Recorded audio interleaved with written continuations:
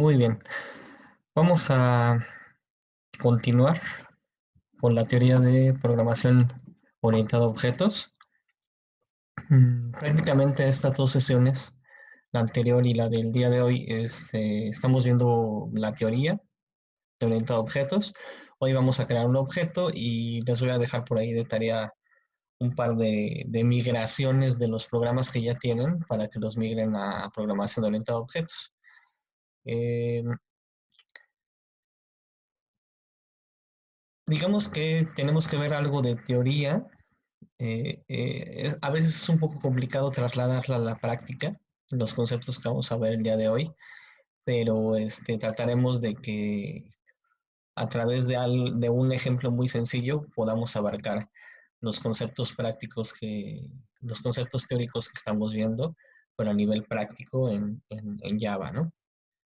Eh, una vez entendiendo esto, verán que de alguna forma no es tan complicado que hagamos la migración del sistema, o más bien de los programas que hemos tenido hasta el momento, las prácticas, migrarlas hasta inclusive el sistema que tenemos actualmente, migrarlo a un esquema de programación orientada a objetos. Obviamente, conforme los programas sean más complicados, el poder de la programación orientada a objetos se ve más clara todavía. Pero bueno, para lo que vamos a ver nosotros, van a ver que espero no lo vean tan complicado, ¿ok?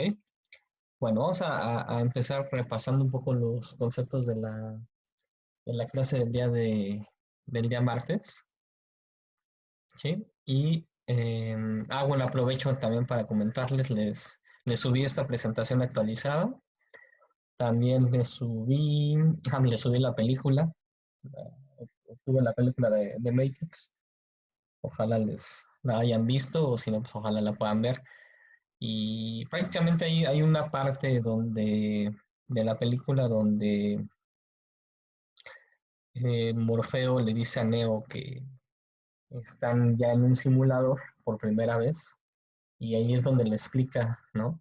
Que prácticamente, pues, un programa es el que está conectado a nuestro cerebro y es el que está creando todos los objetos que él ve, que él siente, que él huele, ¿no? Pero al fin y al cabo todo es un programa, ¿no?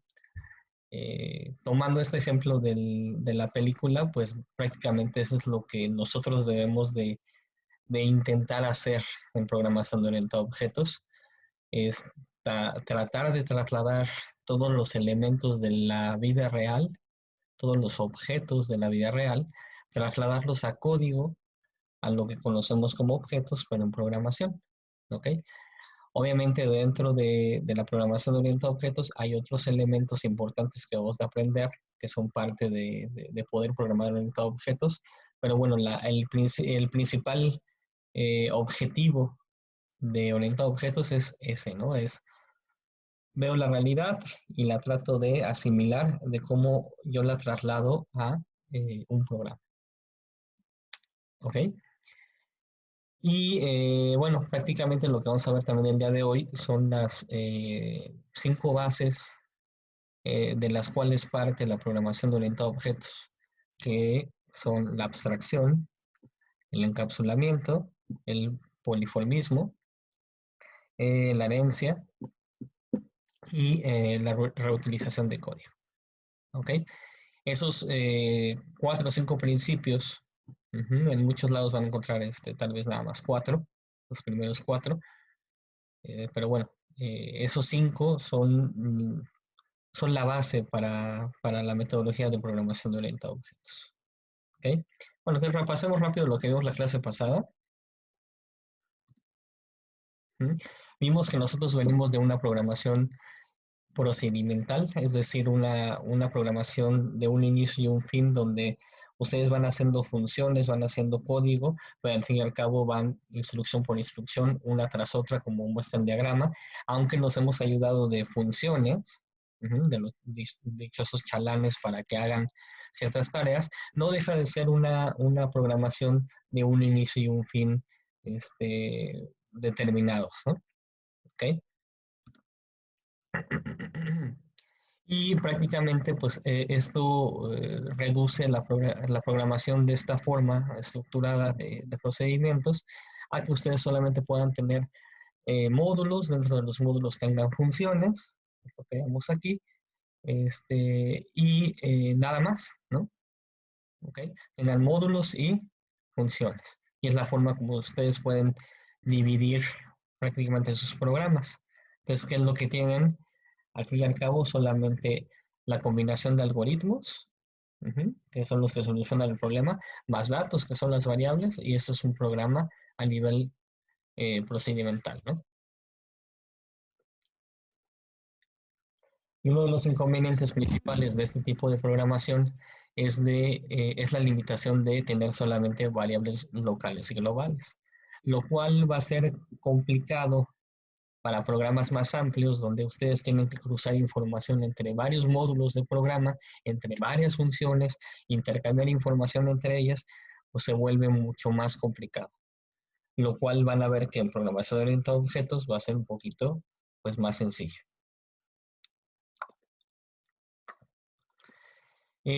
Programación orientada a objetos se le dice que es un paradigma de la programación, es uno de los paradigmas de la programación, pero no es el único. Podemos decir que cada una de las formas de programar, como es la primera que aprendieron ustedes, procedimental, pero también la de orientado a objetos y otras más, son formas de programar. Entonces no es la única, pero todas ellas al fin y al cabo a lo que llegan es a una misma solución, nada más es la forma en cómo lo están haciendo. Es, como ven aquí, es un estilo de desarrollo nada más. Más no quiere decir que uno sea mejor o peor. Sin embargo, hay, digamos que según el caso, puede ser mejor un tipo o estilo de programar que otro.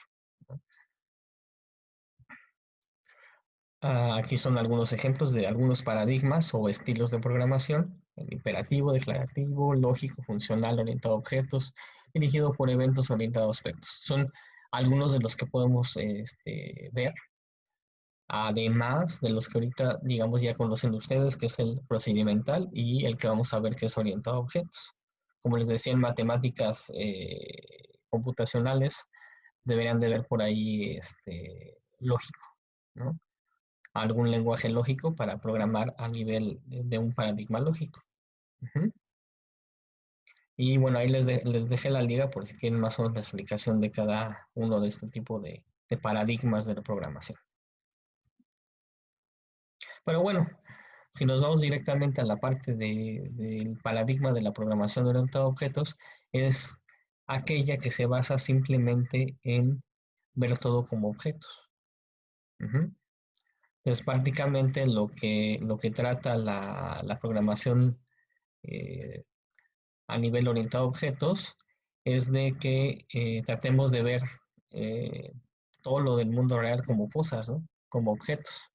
Y de esa forma vamos a poder ver que cada una de las cosas que nos rodean, ¿sí? Ustedes, si echan cualquier vistazo ahorita a donde estén, como yo les comentaba, pues ven, yo aquí tengo rápido un plumón, pues desde ahí puedo tratar de ver qué es lo que tiene este plumón, cómo es, qué hace, ¿no? Entonces, el ejemplo está por ejemplo, cómo es qué atributos tiene, qué características tiene, por ejemplo, qué color es, qué tamaño es y en qué pinta, por ejemplo, ¿no? Este plumón. Y su comportamiento, que es qué hace, pues que al fin y al cabo lo que hace es pintar, ¿ok? Entonces, así es como más o menos vamos a estar viendo los objetos que nos rodean a nosotros para tratar de trasladarlos a un programa a través de sus atributos, ¿sí? Que son las variables, que son los datos, y a través del comportamiento, que son las funciones. ¿Okay? En cuanto a atributos, pues son simplemente las variables, como por ejemplo, si yo tengo un objeto que es una persona, sus atributos son atributos físicos, como puede ser la estatura, el peso, color de piel, color de cabello, color de ojos, etcétera, etcétera, ¿no?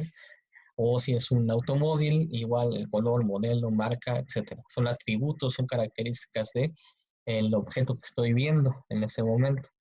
Cada uno de esos atributos va a tener un valor distinto generalmente, ¿no? Si yo tengo 5 automóviles, a lo mejor a simple vista los 5 automóviles son iguales, o sea, pueden tener la misma marca, pueden tener el mismo modelo, mismo año, mismo color, etcétera, etcétera, pero a lo mejor si uno de los atributos es kilometraje, obviamente va a ser muy complicado que los dos tengan el mismo kilometraje, por ejemplo. ¿Okay? Entonces, una cosa es tener el objeto, los atributos del objeto y los valores de los atributos. En el valor del atributo es donde ya puedo estar diferenciando entre un objeto, una cosa y otra cosa. ¿Ok? A través de sus atributos.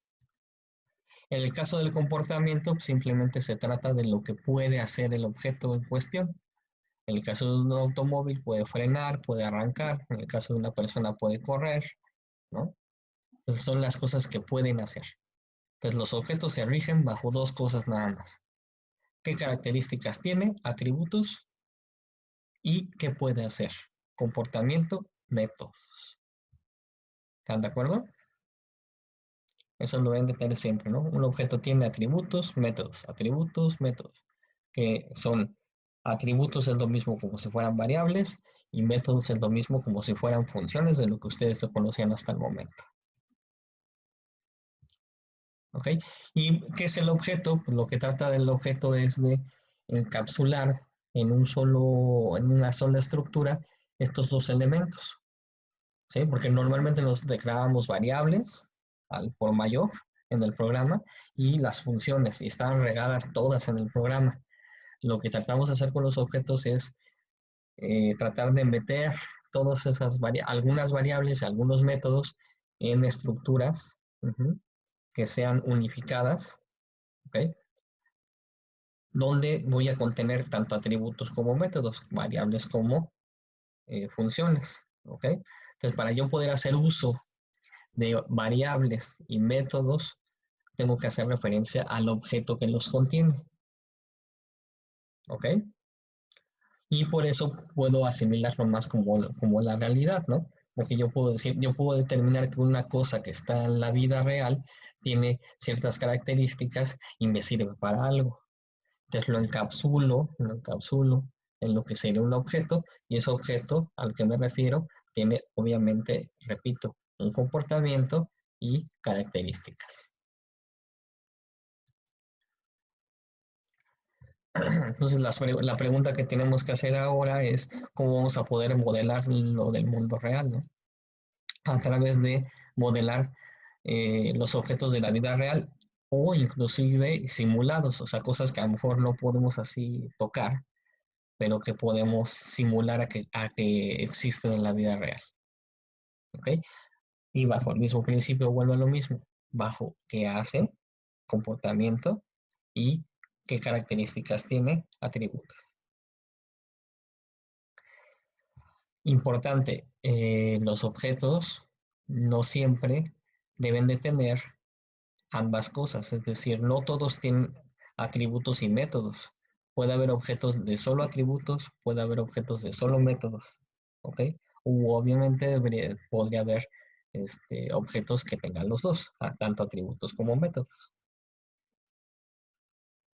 ¿Ok?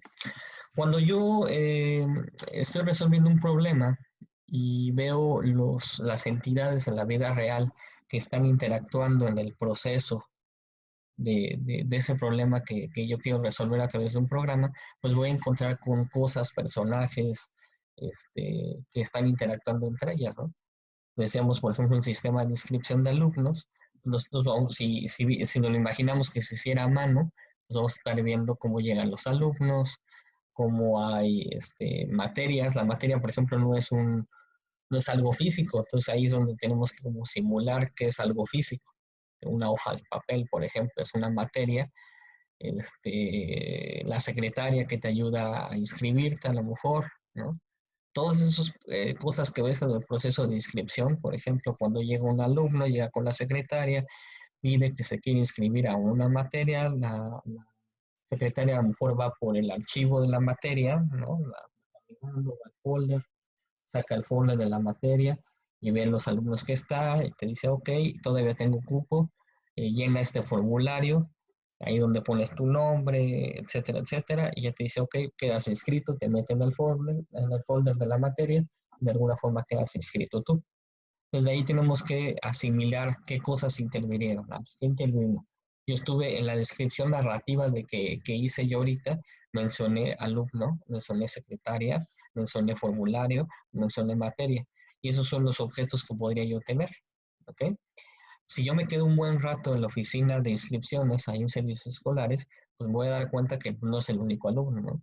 Está Juanito, está Pedro, está María, que llegan y son alumnos, pero también no es la única secretaria a lo mejor que lo recibe, ¿no?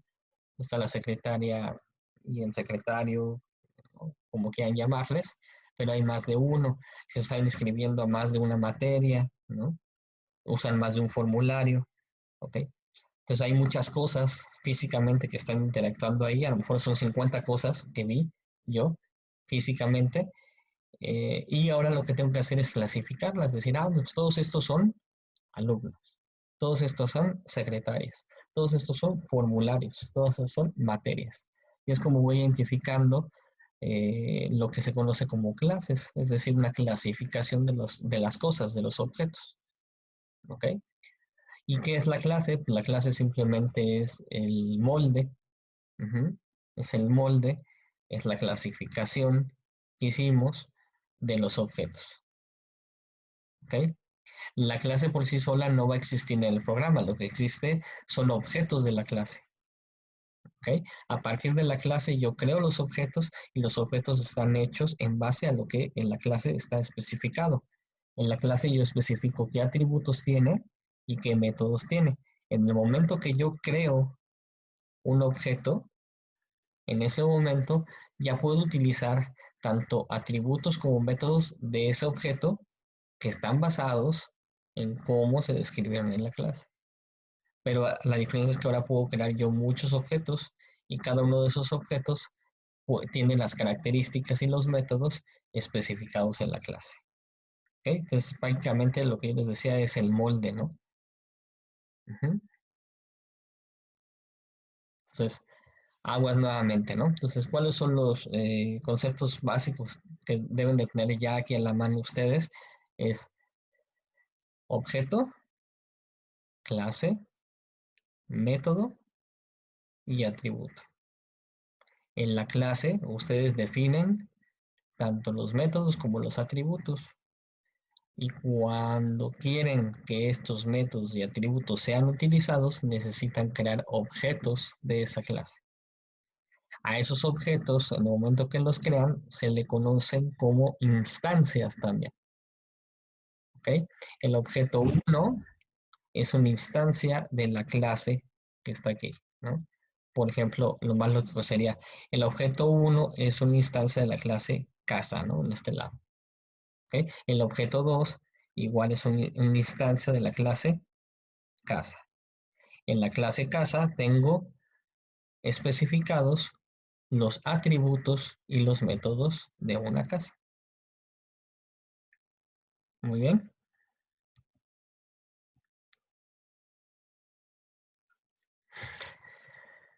Y entonces, al fin y al cabo, lo que van a tener es un programa que está lleno de objetos, donde dentro de los objetos tienen los datos, que son los atributos, y las funciones, que son los métodos.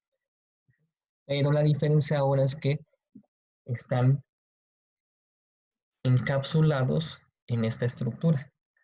Si se acuerdan, por ejemplo, nosotros ahorita el programa, el último sistema que hicimos de altas, bajas y cambios, todos están altas, bajas y cambios más las funciones de archivos, todas las funciones están dentro de una misma clase. Lo que vamos a tratar de hacer nosotros es clasificar y decir, a ver, las 4 operaciones básicas son inscripción, dar de baja, actualización y consulta, son métodos que hace una secretaria o que hace un alumno. ¿Ok? Entonces, los meto dentro de la clase alumno o de la clase secretaria y ya estarían encapsulados dentro de los objetos que yo creé de esa clase. ¿Ok? Igual, por ejemplo, las variables para guardar los datos de un alumno. Yo puedo crear un alumno y crear sus atributos. pero van a estar encapsulados ahí también.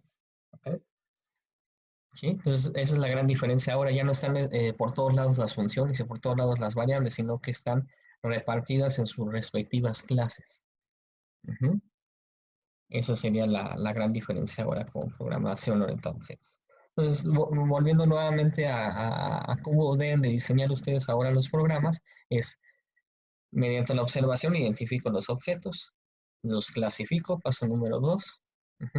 Paso número 3, identifico cuáles son sus atributos y sus métodos para meterlos dentro del código de la clase. Y finalmente las relaciones que hay entre cada una de las clases, ¿no? Por ejemplo, un alumno inscribe una materia. Entonces estamos hablando, alumno es una clase, materia es otra clase, y la relación que hay entre ellos es que uno inscribe al otro, ¿no? Por ejemplo. O la secretaria es quien lo puede hacer, ¿no? Eso se refiere al último con las relaciones que hay entre las clases, es decir, entre los objetos.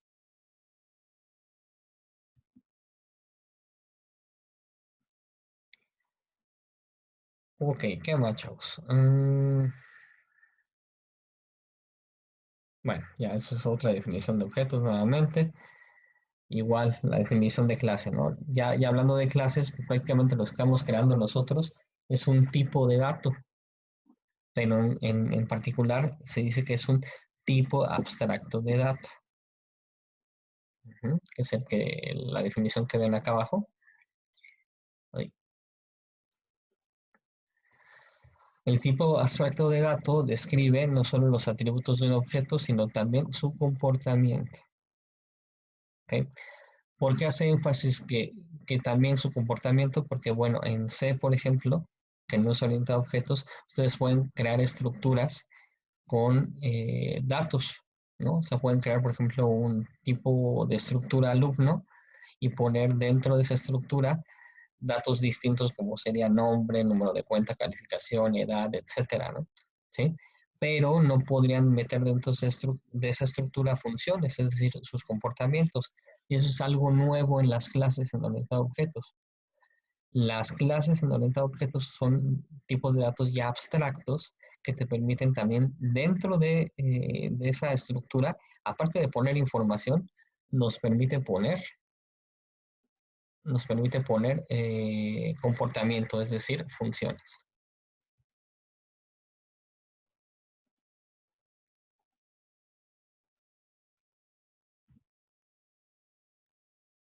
¿Ok? Bueno, ya lo vimos, las clases, al momento que ustedes crean el objeto, también se le conoce como instancia, ¿no? Y los métodos prácticamente son las funciones que están declarados dentro de las clases. ¿Sí? Entonces aquí está el ejemplo de una lavadora, ¿no? Una lavadora con sus atributos y sus métodos. Atributos, nombre de la marca, número de serie, capacidad, potencia. ¿Y qué puede hacer esta lavadora? Pues puede encender, apagar, lavar y aclarar. Esa sería la clase, ¿no? Cualquier lavadora puede hacer esas cosas y puede tener esos atributos. Entonces yo puedo crear todas las lavadoras que yo quiera, que serán los objetos.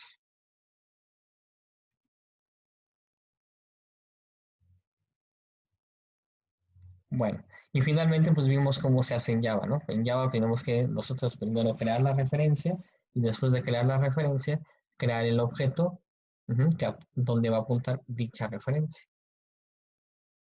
Entonces, hablando nuevamente de clases y de objetos, aquí por ejemplo yo tengo la clase perro, donde tengo los atributos de raza, tamaño, años y color, y tengo los métodos de comer, dormir, sentar y correr, ¿ok? Y tengo tres objetos aquí, que fueron hechos en base a la clase perro. Tengo un objeto primero, que es el de hasta arriba, que dice raza mastín, tamaño grande, edad 5 años, color negro. Ese es el objeto número uno. El objeto número dos es raza maltés, tamaño pequeño, edad 2 años, color blanco. Y finalmente el tercer objeto es raza chau chau, tamaño medio, edad 3 años, color marrón. En base a las características que yo definí en la clase, yo sé que puedo crear los objetos distintos, es decir, con valores distintos del lado derecho. Pero los tres objetos que están aquí pueden hacer estas cuatro cosas. ¿Sí? Porque está definido en la clase perro que un perro puede hacer esas cuatro cosas. ¿Ok? Muy bien. Voy a cambiar aquí de presentación para que veamos.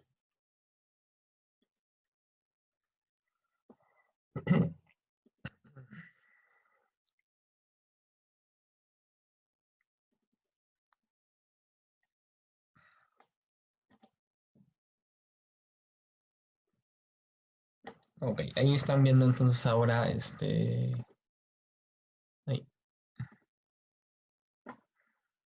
Están viendo en pantalla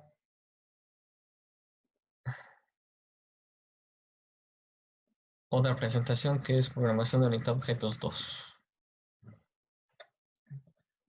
¿Ok? ¿Dudas hasta aquí, chavos? Clase, objeto, método, atributo.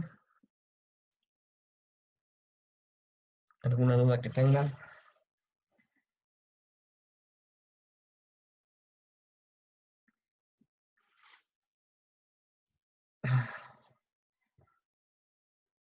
Veríamos. Sí, yo creo que va a ser va a ser ahorita un poco de teoría y tratamos de hacer uno de los exámenes. Si no, ya seguro lo hacemos el martes.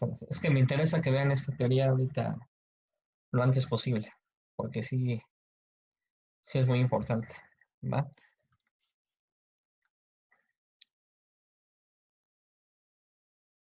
Bueno, vamos a darle 5 minutos más.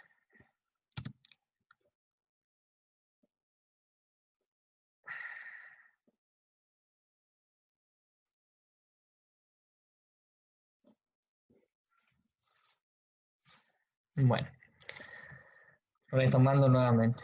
Entonces, la programación orientada a objetos trata de ver cómo los objetos del mundo real los podemos relacionar con los objetos de programación. Ujú.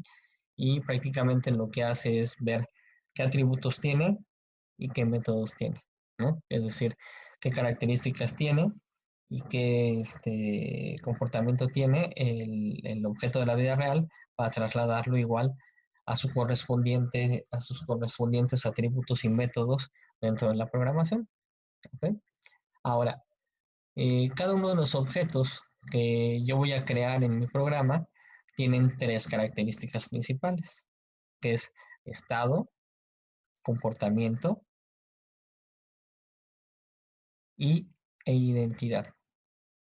¿Ok? El estado simplemente se refiere a, en el momento que yo vea un objeto, ver cuál es el valor de sus atributos. A eso se le refiere el estado. ¿Por qué? Porque yo puedo tener más de un objeto, puedo tener 5, 6, 7, 8, 10, 100 objetos y todos parecieran en esencia que son lo mismo, pero cuando veo su estado, es decir, cuando veo el valor de sus atributos, me voy a dar cuenta que son distintos. Imagínense un videojuego, donde salen a lo mejor que tienen que luchar con 1000 soldaditos ustedes, uh, y dirían, ah, pues de todos son los soldados son iguales, pero pues no, ¿no? ¿Qué puede ser distinto a lo mejor de esos soldados? A lo mejor, en primera, a lo mejor son distintos en cuanto al tipo de soldado, ¿no? En segunda, a lo mejor ven dos igualitos, pero el simple hecho de que uno esté parado a la izquierda y otro esté parado a la derecha, ya lo hace en estatus distinto. Y eso ya me hace saber que son dos objetos distintos, son dos cosas distintas en un videojuego. ¿Ok? Entonces, cuando yo esté hablando de estado, estoy hablando de, en ese momento, qué valores tienen los atributos de la clase, del objeto, perdón. Por ejemplo, si yo tengo aquí una clase alumno y creo un objeto 1 de tipo alumno, tengo, por ejemplo, sus tres atributos nombre, fuente y calificación. El estado actual de ellos es Pedro A19 y 8. ¿Sí? Ok. Ahora, ese mismo objeto, como sabemos, pues tiene un comportamiento. o todos los objetos tienen un cierto comportamiento, que al fin y al cabo es lo que describe qué es qué puede hacer y qué no puede hacer el objeto. ¿Ok? Regularmente esas operaciones nos permiten cambiar inclusive el estado del mismo objeto, es decir, cambiar el valor de los atributos. ¿Cómo se hace? Pues regularmente un objeto A le pide a otro objeto que haga ese cambio. Para eso se dice que del objeto 1 yo mando un mensaje al objeto 2 y el objeto 2 me regresa información. Prácticamente lo que estoy diciendo aquí yo es que desde el objeto 1 llamo al método eh, A del objeto 2, que es cuando dice aquí que mensaje. Cuando dice aquí mensaje, lo que se refiere es prácticamente llamar al método, a un método de acá. Y el método de acá al final lo que va a hacer es regresar información. Pueden viajar a datos y mando parámetros junto con el nombre del método y ahí se manda un mensaje, ¿no? ¿Sí? Por ejemplo, si fuera aquí un alumno, le puede pedir una secretaria que escriba, ¿no?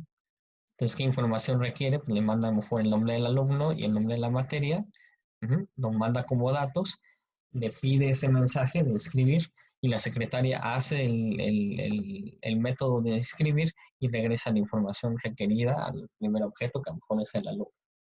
¿Ok? Entonces, uno de los comportamientos es del objeto 2, que la secretaria podría ser inscribir. ¿Ok?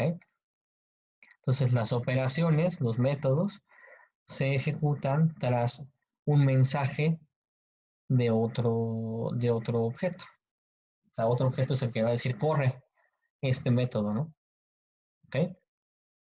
Esa es su segunda característica de los objetos. Y su tercera es la identidad. Como les decía, yo puedo crear mis objetos y aunque a simple vista parecieran iguales, como pueden ver aquí, aunque los atributos del estado sean iguales, no quiere decir que son el mismo objeto. Tengo dos objetos, objeto 1 y 2, que tienen el mismo estado, eso sí, pero no quiere decir que sean lo mismo. Cada objeto tiene su propio espacio de memoria. ¿Okay?